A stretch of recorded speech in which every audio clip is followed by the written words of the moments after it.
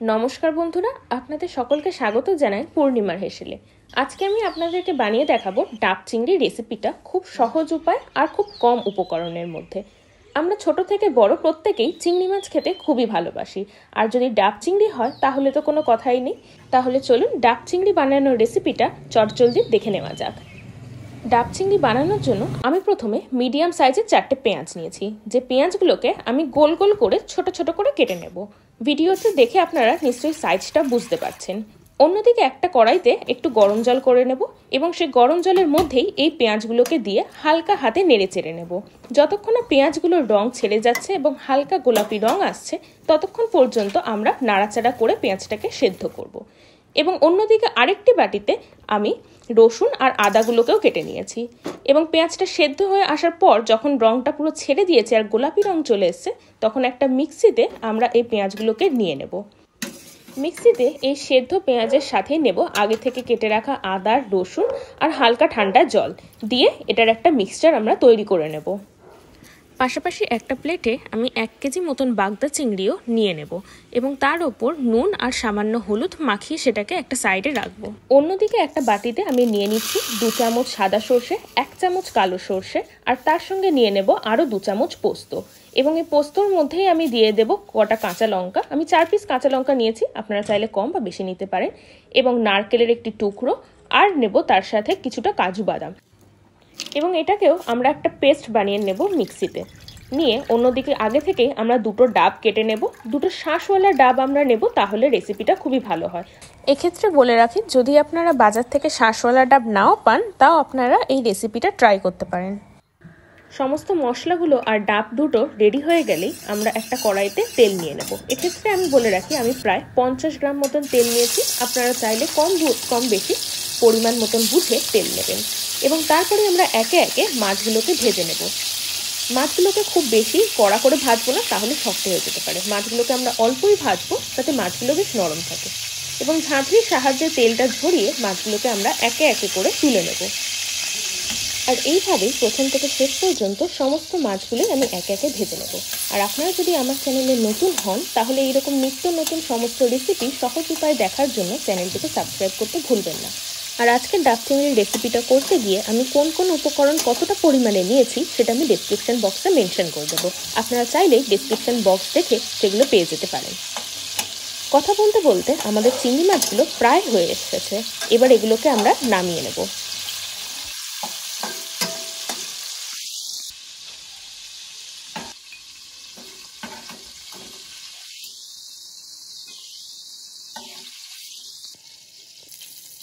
মাছগুলো তুলে নেওয়ার পর এই একই কড়াইতে আগে থেকে করে রাখা পেঁয়াজ, আদা, রসুন বাটাটা এবার আমি দিয়ে দেবো। দিয়ে ভালো করে এটাকে নেড়ে চেড়ে মিশিয়ে নেব।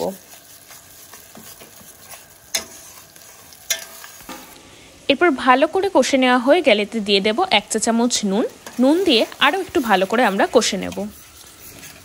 এরপর একে একে দিয়ে দেবো 1 চা চামচ জিরে গুঁড়ো, 1 চা চামচ ধনে গুঁড়ো আর একটু লঙ্কার গুঁড়ো। আপনারা স্বাদ মতন লঙ্কার গুঁড়ো দেবেন, আমি এখানে অল্পই দিচ্ছি। দিয়ে ভালো করে হালকা হাতে নেড়ে ছেড়ে নিয়ে এটাকে আরেকটু ভালো করে কিছুক্ষণ আপনারা কষে নেবেন। সমস্ত মশলা দিয়ে ভালো করে কষে নেওয়ার পর আগে থেকে করে রাখা সর্ষে বাটাটা এবার আমি দিয়ে দেব কড়াইতে একে একে। দিয়ে আবারও ভালোভাবে মিশিয়ে নেব। মনে রাখবেন, ডাব চিংড়ি করার সময় আমরা সমস্ত উপকরণগুলোই একে একে ভালোভাবে মিশিয়ে নিয়ে করব।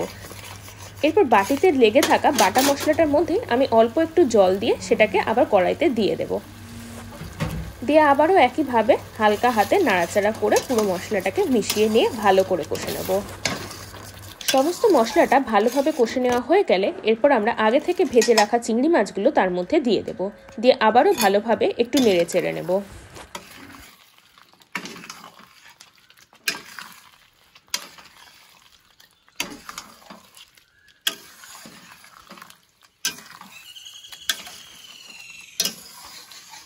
এরপর আগে থেকে তুলে রাখা ডাবের জলের থেকে কিছুটা আমি এর মধ্যে দিয়ে সেটাকে আবারও ভালোভাবে মিশিয়ে নেড়ে চেড়ে নেব।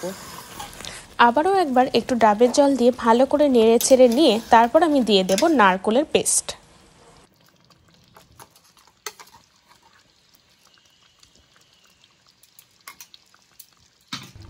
তারপর আরও কিছুক্ষণ ভালো করে ফুটিয়ে নিয়ে এবার আমি এর মধ্যে দিয়ে দেব গুঁড়ো চিনি।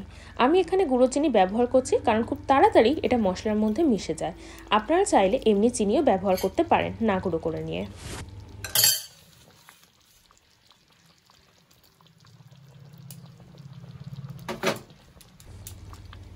এরপর একে একে সমস্তটা মিশে ভালো করে কষে নেওয়া হয়ে গেলেই এটা রেডি হয়ে যাবে।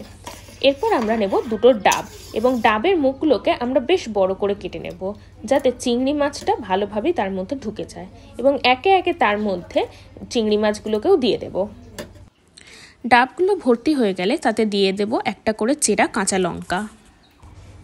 এরপর ওপর থেকে আমি নারকেল পেস্টটা দিয়ে দেব। যেহেতু বাজারে আমি শাঁসওয়ালা ডাব পাইনি, তাই জন্য আমি নারকেল পেস্টটা একটু বেশি করে দিয়ে দেব, যাতে স্বাদটা আরও ভালো হয়। আপনারা যদি শাঁসওয়ালা ডাব পান তাহলে সেটা খুবই ভালো হয়, যদি নাও পান তাহলেও কোনো অসুবিধা নেই। এরপর সব কিছু দিয়ে আমি একটা ফয়েল পেপার নিয়ে নিচ্ছি এবং ফয়েল পেপার দিয়ে ভালো করে আমি ডাবের মুখগুলো আটকে নেব। আপনারা যদি বাড়িতে ফয়েল পেপার নাও পান, সেক্ষেত্রে আপনারা ডাবের মুখটা বাজার থেকে ভালোভাবে প্রথমে কেটে নেবেন এবং ওপরের অংশটা সব শেষে আটা দিয়ে ভালো করে আটকে দেবেন। যেহেতু ডাবটা আমি বাড়িতে ছুরি দিয়ে কেটে নিয়েছি, তাই জন্য আমি ওপরের অংশটা পাইনি।